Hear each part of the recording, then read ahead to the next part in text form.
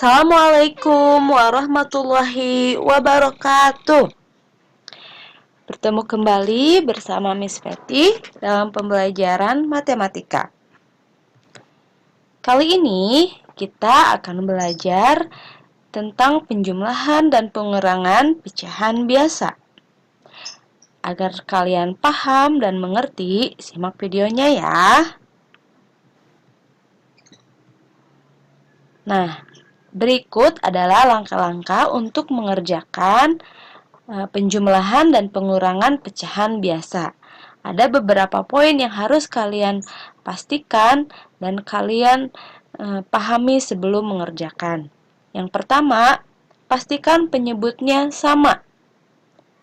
Yang kedua, jumlahkan atau kurangkan pembilangnya.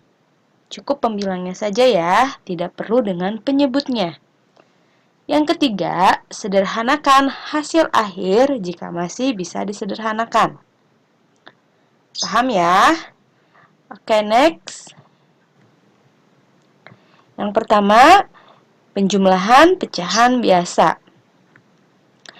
Kita simak contohnya ya.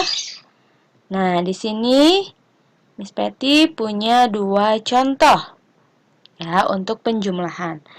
Contoh yang pertama, di sini ada 2/6 ditambah 3/6. Nah, kalian ingat tadi, ketika akan menjumlahkan atau mengurangkan pecahan, kita harus lihat dulu soalnya. Yang pertama, apakah pecahan itu sudah memiliki penyebut yang sama? Nah, ini penyebut ya, yang di bawah ini penyebut, yang di atas ini pembilang. Sudah sama ya, 6, ini juga 6. Nah, jika penyebutnya sudah sama, berarti kita tinggal jumlahkan atau kurangkan pembilangnya. Ini pembilang yang angka yang di atas ya. Kita jumlahkan berarti 2 ditambah 3.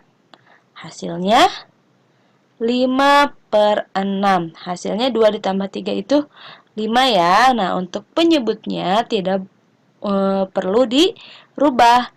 Karena sudah sama, cukup tulis lagi saja 6.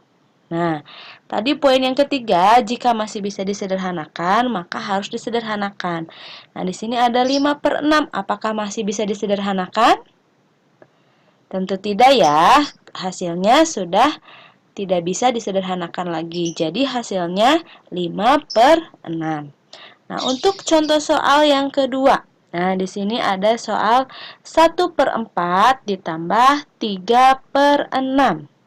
Nah, kita perhatikan lagi tadi poin yang pertama, harus sama penyebutnya. Nah, karena ini berbeda, berarti kita harus cari dulu penyebutnya yang sama. Caranya dengan dikalikan. Ya, dikalikan. Sebenarnya bisa dengan KPK, tapi Miss di sini agar lebih memudahkan kalian untuk menyederhanakannya nanti, maka kita samakan saja semuanya dengan dikalikan. Ya. Seperti ini. Nah, kita kalikan penyebutnya. 4 dikali 6, hasilnya 24. Ya, kita tulis di keduanya. Nah, untuk pembilang yang ini, kenapa bisa 6? Ini juga sama dikalikan, caranya dikali silang. Ya, pojok kiri atas dikali pojok kanan bawah.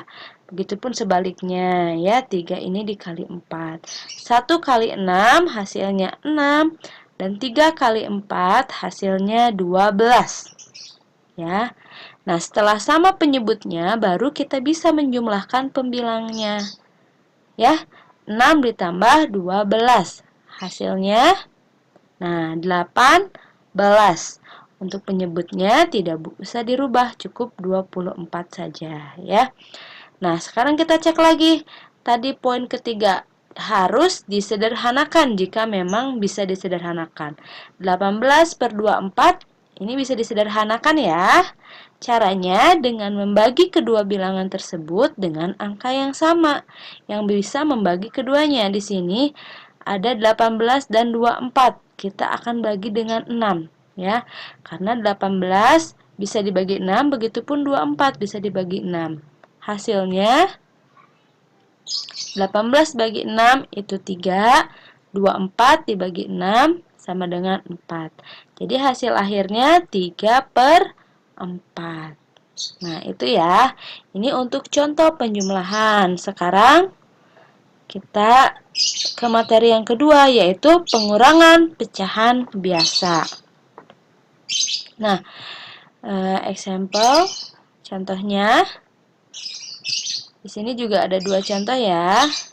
Nah, contoh yang pertama di sini ada 5/7 dikurang 2/7. Tadi ya, karena ini sudah sama, berarti kita langsung aja kurangkan. 5 dikurang 2, hasilnya 3/7.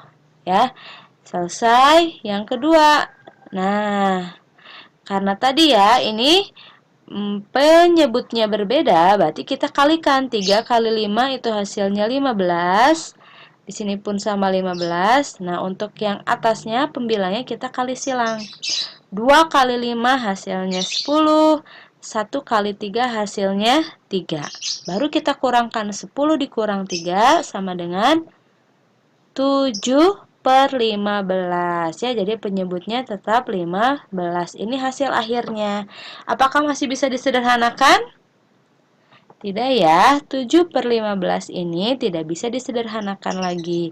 Jadi hasilnya cukup sampai di sini, 7/15. Nah, itu materi kita hari ini ya, tentang penjumlahan dan pengurangan pecahan biasa. Nah, terima kasih atas perhatiannya. Thanks for attention.